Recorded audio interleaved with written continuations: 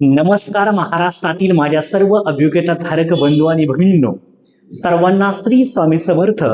पवित्र पोर्टल शिक्षक भरती 2025-26 टेट परीक्षा 3 आणि या टेट परीक्षेमध्ये आपण जर पाहिलं तर अगदी 0 गुणापासून तर 180-85 गुणापर्यंत मार्क्स त्या ठिकाणी कॅन्डिडेटला मिळाल्याचं आपल्याला पाहायला मिळतंय.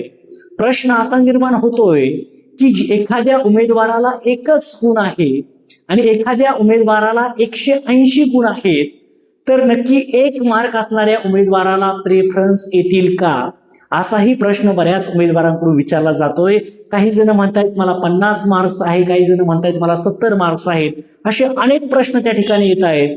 मला सांगणं एवढंच आहे की तुमच्या कॅटेगरीनुसार, समजा एक्झाम्पल मी ओपन कॅटेगरीमध्ये आहे, तर मला समजा 1 मार्क आहे आणि माझ्या एका मित्राला 180 मार्क आहेत, तर 1 मार्क वाल्याला आणि 180 मार्क्स वाल्याला दोघांनाही संपूर्ण जागा त्या ठिकाणी प्रेफरन्स त्याचे पाहायला मिळतील तुमच्या लॉग इनला.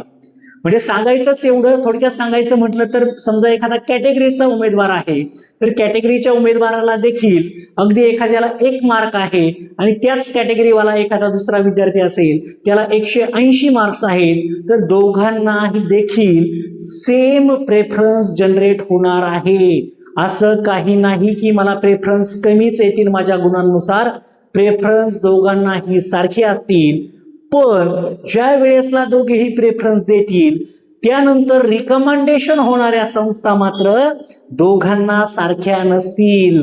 कदाचित 180 वाल्या उमेदवाराला घराच्या जवळची संस्था मिळू शकते, घराच्या जवळची एखादी झेडपी, त्याच पद्धतीने आपण पाहिलं तर नपा मनपा त्याच्या जिल्ह्यामधील मिळू शकतात.